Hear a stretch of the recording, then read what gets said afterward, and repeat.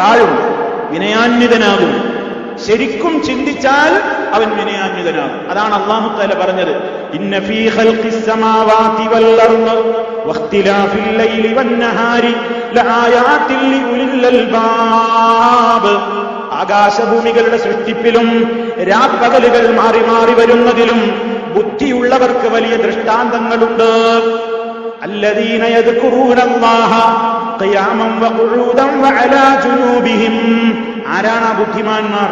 അവരവരുടെ നൃത്തത്തിലും ഇരുത്തത്തിലും കിടത്തത്തിലും അല്ലാഹനെ ഓർക്കേണ്ട സന്ദർഭങ്ങളിലൊക്കെ അവർ അല്ലാഹനെ ഓർക്കും. ജീവിതത്തിന്റെ ഒരു ഘട്ടത്തിലും അല്ലാഹനെ മറന്നവർ പ്രവർത്തിക്കൂല.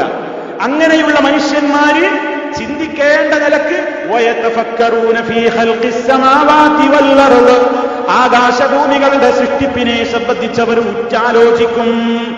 അങ്ങനെ ചിന്തിക്കുമ്പോ, ധാരാളമായി അറിവ് നേടുമ്പോ, ജിയോളജിയും ജോഗ്രഫിയും അതുപോലെ തന്നെ സമുദ്രശാസ്ത്രവും പക്ഷിശാസ്ത്രവും ഭ്രൂണശാസ്ത്രവും ഏതൊക്കെ ശാസ്ത്രമുണ്ടോ, ഏത് ശാസ്ത്രത്തിൽ അവൻ ചിന്ത അവന് വർദ്ധിക്കുന്തോറും അവൻ അവസാനം എന്താ പറയാ?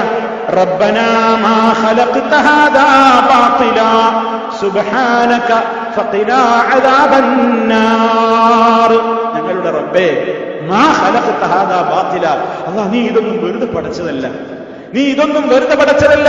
സുബ്ഹാനക, നീ മഹാപരിശുദ്ധൻ.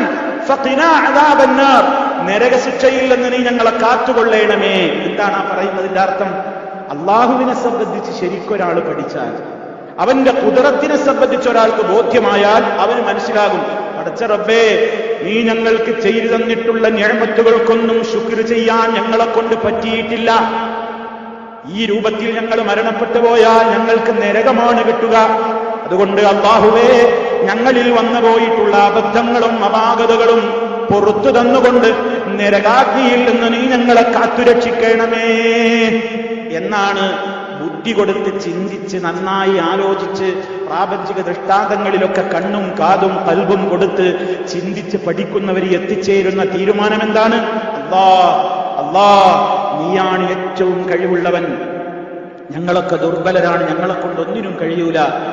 ആ ഒരു വിനയമുള്ള മനസ്സുണ്ടാക്കി തീർക്കും മനുഷ്യന്റെ ചിന്താശക്തി.